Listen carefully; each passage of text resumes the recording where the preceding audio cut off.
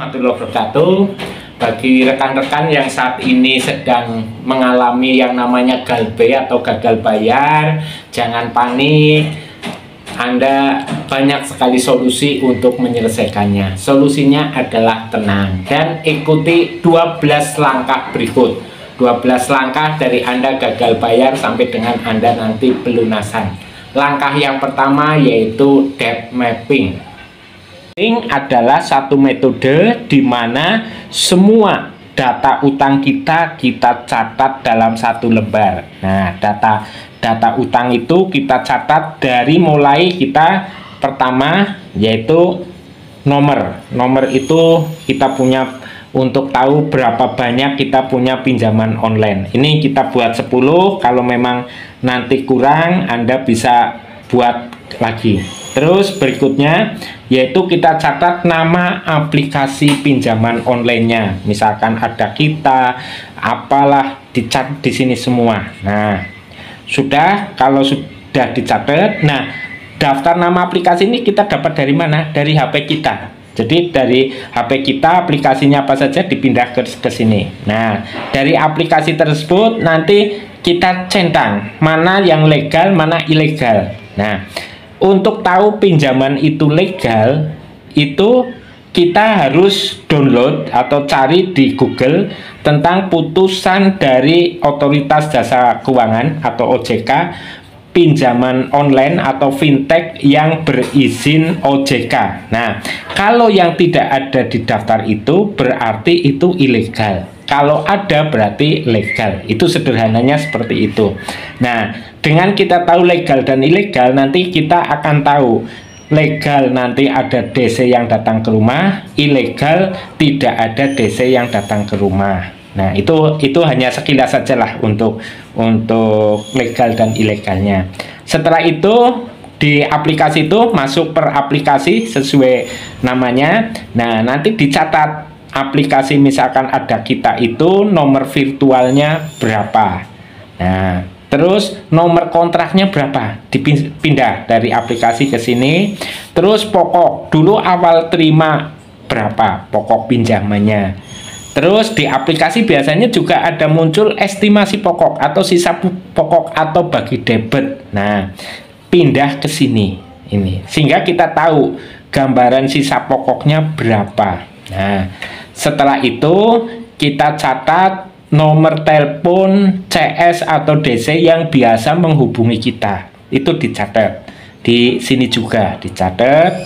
Terus angsuran per bulan berapa? Ini ada berapa fintech yang memang jangka waktunya panjang sehingga di sini polanya angsuran. Tapi kalau yang hanya 10 hari atau 14 hari harus lunas, ini bisa di strip saja tidak apa-apa karena ini bukan angsuran tapi tempo langsung lunas. Terus di kolom terakhir yaitu lancar atau macet. Kalau lancar ditulis M, kalau macet ditulis saja macet, misalkan 10 hari, macet berapa, 1 bulan. Nah, ini. Nah, dari data ini pentingnya nanti untuk skala prioritas pelunasan, nanti datanya dari sini, dasar-dasarnya.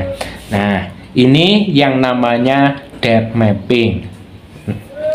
Kita melakukan debt mapping, langkah berikutnya yaitu kita kirim permohonan maaf kepada kontak-kontak yang ada di HP kita. Karena kontak-kontak yang ada di HP kita pada saat kita pengajuan pinjol itu secara otomatis sudah kesimpan oleh mereka, oleh perusahaan pinjol, sehingga mereka berpotensi untuk ditagih, ikut dimaki-maki oleh DC pinjol. Nah, jadi kita lakukan permohonan maaf kepada mereka. Bagi Anda yang belum tahu contoh permohonan maafnya, bisa nanti kirim di kolom komentar YouTube ini. Nanti akan kita kasih contoh untuk permohonan maaf yang dikirim ke teman, keluarga, saudara kita. Nah, setelah itu dilakukan, yang berikutnya yaitu pindahkan data-data penting yang ada di HP kita. Foto yang mungkin foto-foto keluarga, foto kenangan, terus data-data PDF yang penting berkaitan kerja kita, terus data-data penting lainnya segera dipindahkan dulu. Nah, setelah itu dipindahkan, poin yang kelima yaitu reset HP kita. Dengan mereset HP kita, otomatis yang data-data yang ada, kontak yang ada nanti akan hilang semua. Sehingga kenapa tadi di poin keempat Anda harus memindah data dan foto-foto penting itu ke perangkat lain. Itu fungsinya di situ. Nah, poin yang keenam yaitu kita harus ganti alamat email. Kenapa? Karena pada saat kita sudah mereset, kok alamat emailnya masih sama, maka kita masih bisa terhubungi oleh pinjaman online tersebut. Karena hampir semua data itu terhubung ke alamat email. Bisa saja akun-akun juga seperti akun medsos juga rata-rata terhubung ke alamat email semua. Jadi harus diganti alamat emailnya. Nah, setelah ganti, maka poin yang ketujuh yaitu masukkan nomor-nomor penting, masukkan nomor keluarga, nomor apa yang kita anggap perlu, mitra kerja dan lain-lain. Yang tidak sementara belum dulu, tidak apa-apa. Kita memang dalam kondisi seperti ini bukan kita melarikan diri, tetapi kita fokus untuk penyelesaian utang dulu. Terus yang berikutnya, yang 8 yaitu privat semua akun medsos seperti Facebook, Twitter, Instagram, kita privat dulu. Karena apa? Supaya yang melihat itu hanya orang-orang tertentu kita saja, pertemanan kita saja. Dan untuk hubungan status sementara kita hapus dulu. Misalkan suami istri pasangan kita hubungan statusnya kita hilangkan dulu. Nah, karena apa? Nanti mereka bisa saja kalau tahu hubungan status itu mereka akan ngejar pasangan kita, anak, mertua, teman akrab kita. Nah, ini kan tetap akhirnya membuat suasana hati tidak nyaman, tidak tenang.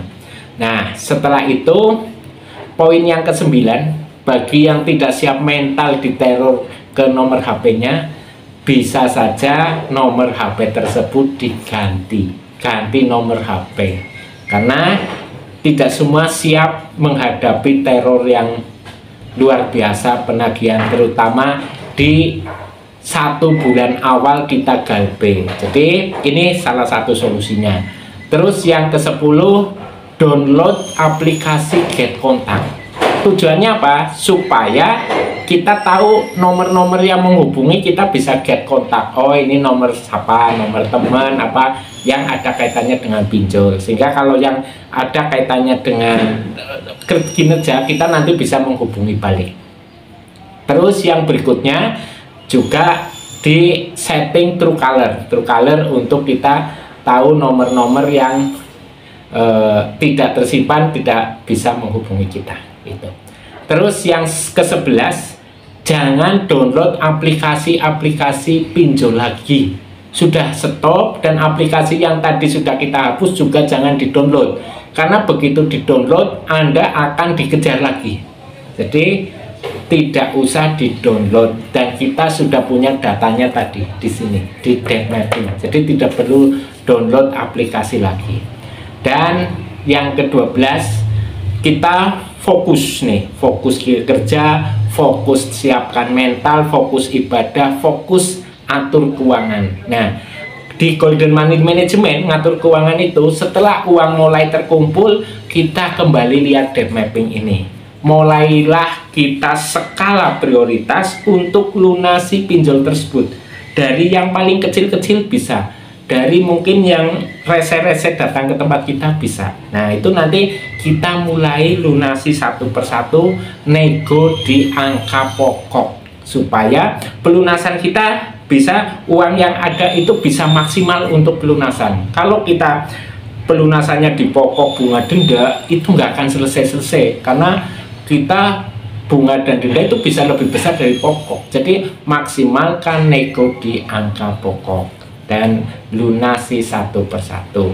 Semoga Anda istiqomah, Anda semakin rajin ibadah, pengaturan keuangannya diperketat sehingga lunas semua utang pinjol. Semoga bermanfaat. Akhirul kalam, wabillahi taufik walhidayah. Wassalamualaikum warahmatullahi wabarakatuh.